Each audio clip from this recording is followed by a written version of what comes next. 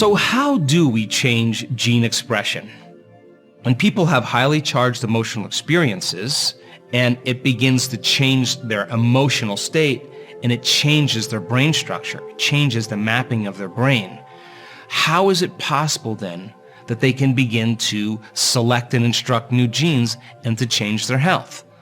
Well, when you have an internal experience in your mind that carries an amplitude of energy that's greater than the hardwired programs in your brain and the emotional conditioning in your body, you will become biologically changed.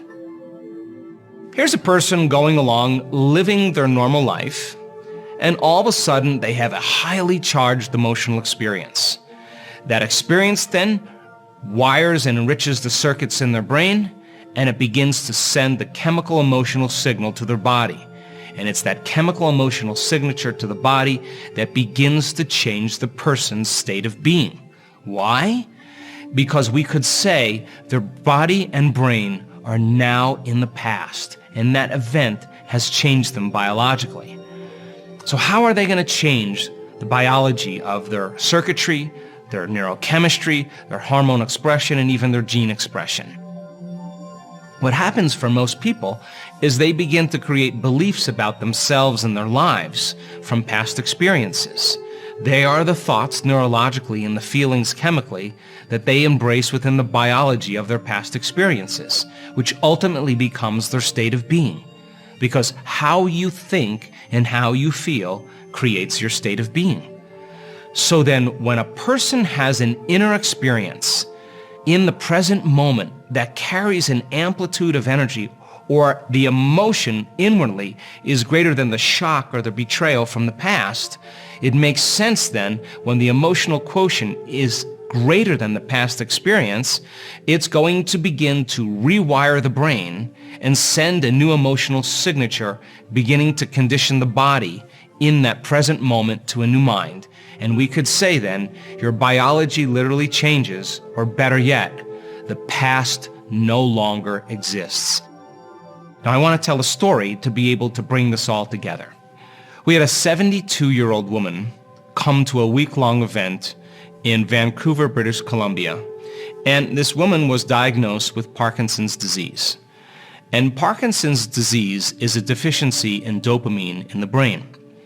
And when there's not enough dopamine in the brain, all of a sudden, the upper motor neurons in the brain can't communicate very well with each other, and the effect it begins to produce involuntary tremors and this type of paralysis called spastic paralysis. You see a limitation in motor function, or when a person tries to move, they have these involuntary tremors. Try as they may to control it with their conscious mind, they can't. And in fact, a lot of times when they get anxious or nervous, their tremors or their condition amplifies. Now, that is a gene that has been downregulated.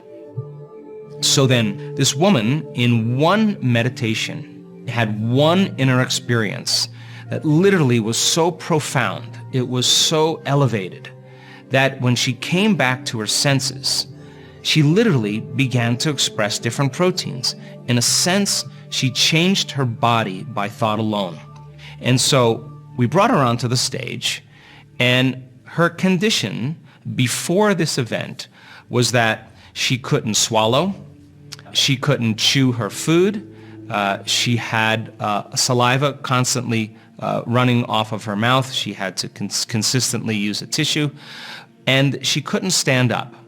After that one inner event that carried an amplitude of energy that was greater than the hardwired programs in her brain and the normal emotional feelings that she felt on a daily basis, we could say that in that moment, genes began to become upregulated and new information was coming into her body.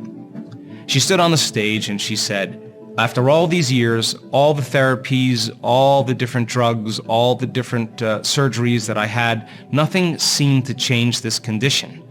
And now I can speak better, I can chew my food, I can blow my nose, I can swallow, and for the audience, she sat down and then stood up, and she literally had a significant change in gene expression, and it happened in one instant.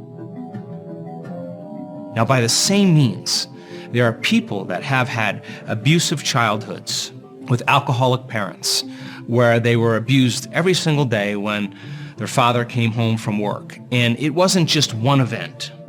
It was a series of several events over time that began to select and instruct genes that caused them to have a rare genetic condition.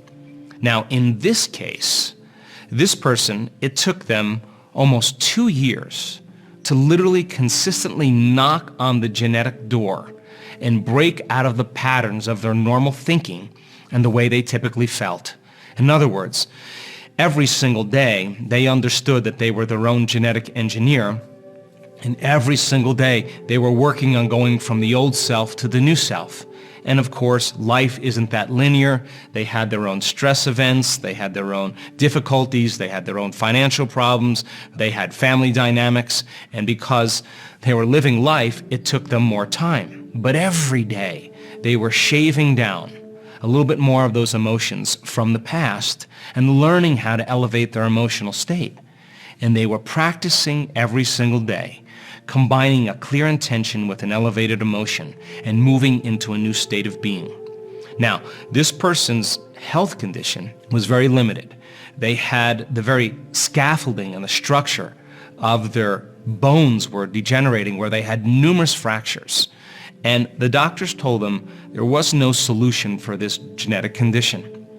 But if you understand then, if the scaffolding of bones is made of proteins, and that you could actually begin to upregulate those genes, every single day she was knocking on that genetic door and shaving down that emotional state and changing her thoughts and feelings, that in 2 years she reached the point in her life where she was so in love with herself, so in love with life, so grateful to be alive, that she no longer cared if she even had the condition any longer.